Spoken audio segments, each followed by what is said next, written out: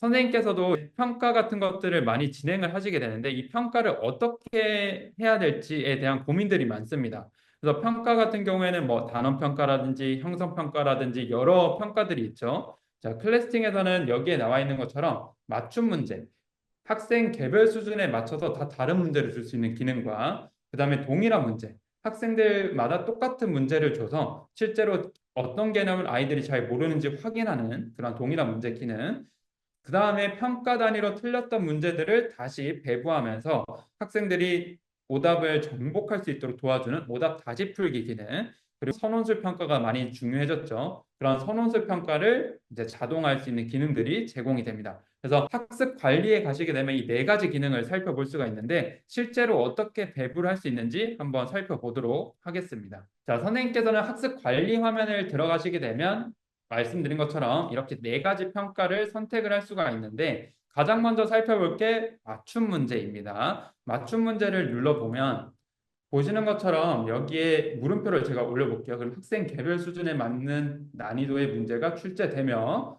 모든 학생이 서로 다른 문제를 풀게 됩니다. 라고 나와 있습니다. 그래서 학생들이 기존에 진단평가를 했거나 아니면 클래스팅을 학습했던 이력이 있다면 그 학생의 이력에 맞춰서 AI가 그 수준에 맞는 문제를 준다는 거예요. 그래서 학생들에게 적정한 문제를 주는 게 되게 중요해요. 왜냐하면 수준보다 어려운 문제를 주게 되면 아이들이 좀 포기하게 되는 상황들이 생기죠. 그렇기 때문에 이렇게 맞춤 문제가 제공이 된다면 선생님께서는 간단하게 학생 수준을 고려하지 않고 AI에게 맡겨서 문제를 줄 수 있다는 겁니다. 그래서 이 평가를 배부하는 절차는 먼저 학년을 선택을 할 수가 있습니다. 선생님께서 필요시에 진단평가처럼 이전 학년을 선택을 해서 이전 학년에 대한 문제를 주실 수도 있습니다. 그리고 과목은 수학, 과학, 사회에 대해서 가능합니다. 그래서 내가 오늘은 과학에 대해서 평가를 한번 해봐야겠다라고 해서 이제 문제를 내보는 방식도 가능하다라는 거. 저는 오늘 수학으로 이어서 곱셈과 나눗셈에 대해서 내보도록 하겠습니다. 자, 그리고 선생님께서 이렇게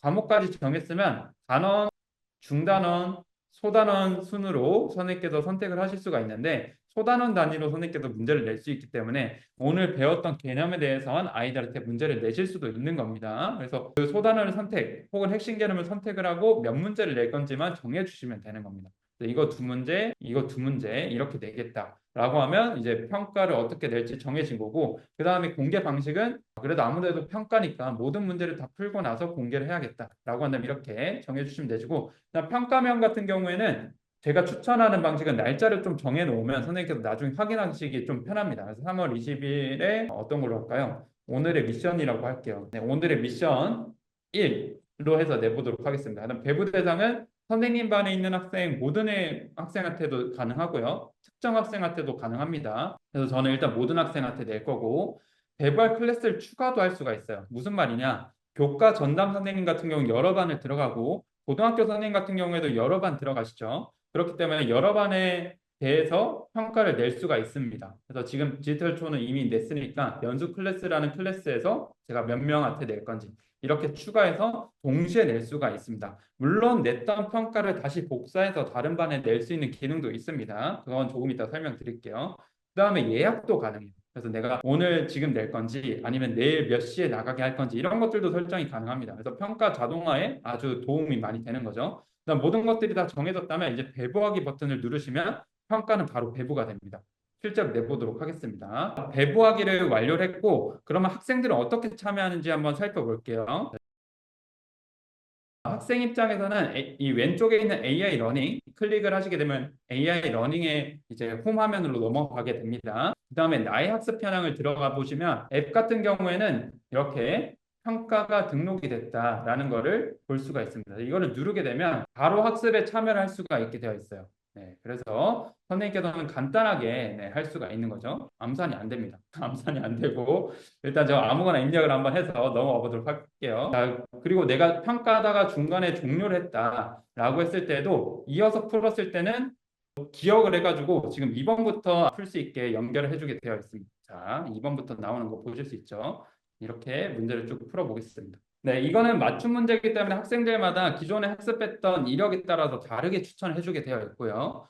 물론 이 문제마다도 다르게 추천을 해주게 되어 있습니다. 무슨 말이냐면 학생이 지금 1번 문제를 풀었는데 그 문제를 정답을 맞췄다라고 한다면 그 다음에 문제가 좀 더 어려워지거나 유사한 난이도를 주고요. 그 다음에 지금 제가 1번 문제 틀렸다 보니까 그 다음 문제는 보시는 것처럼 63%, 네, 좀 더 쉬운 문제를 주는 걸 볼 수가 있습니다. 그래서 틀리면 좀 더 쉬운 문제를 주면서 학생이 다시 혹시 이 개념은 좀 이해하고 있니? 라고 하면서 이 문제 단위로도 AI가 계속 맞춤 문제를 추천을 해주게 되어 있다라는 거, 네, 생각해 주시면 좋을 것 같습니다. 자, 그래서 실제 결과를 한번 볼게요. 자, 선생님께서 문제를 내게 되면 이런 식으로 과제 목록에 내가 냈던 것들을 볼 수가 있습니다. 필터도 뭐 당연히 반 단위로 볼 수가 있어요. 그래서 여러 반 들어가는 교과 선생님들께서는 이런 필터 활용하시면 좋겠죠.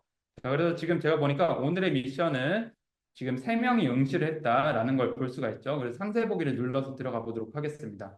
자, 미션을 보니까 지금 참여 안 한 학생들이 좀 있습니다. 그래서 선생님께서는 너 왜 아직 안 하고 있냐? 이런 것들을 이 대시보드를 보면서 바로 피드백을 할 수가 있고, 혹은 진행 중인 친구들도 바로 보입니다. 그래서 이 친구는 상세 보기를 했을 때 몇 번을 풀고 있는지, 그리고 어디에서 정체가 됐는지 지금 2번까지 풀고 놀고 있는 것 같습니다. 네, 그래서 이런 것들도 바로 확인이 가능하다라는 거죠. 그래서 선생님께서는 이런 결과들을 바로 확인할 수가 있다라는 거, 네, 기억해 주면 좋을 것 같고요. 또한 학생의 상세 보기를 들어갔을 때 앞서 필기가 항상 저장이 된다라고 말씀드렸는데 그 필기도 동일하게 다 확인이 가능하게 되어 있습니다.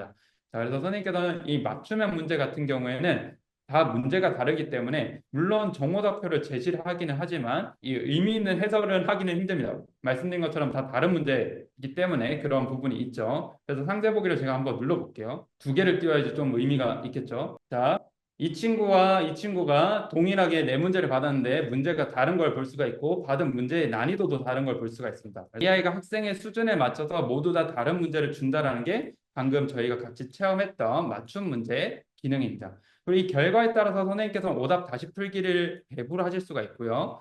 틀린 문제에 대해서만 아이들한테 다시 한번 풀어봐라라고 바로 한 번의 버튼으로 제시를 할 수가 있는 거죠. 물론 오답이 없는 학생도 있다라는 것들도 보여주게 되어 있고요. 그리고 선생님께서 아까 말씀드렸던 것처럼 동일한 문제를 또 다른 반에 내고 싶다. 내가 문제를 낼 때 반을 추가를 못했다라고 한다면 이 복제 버튼을 눌러서 다른 반에도 또다시 낼 수가 있게 되어 있습니다. 자, 그래서 간단하게 지금 맞춤 문제를 한번 살펴봤었고요.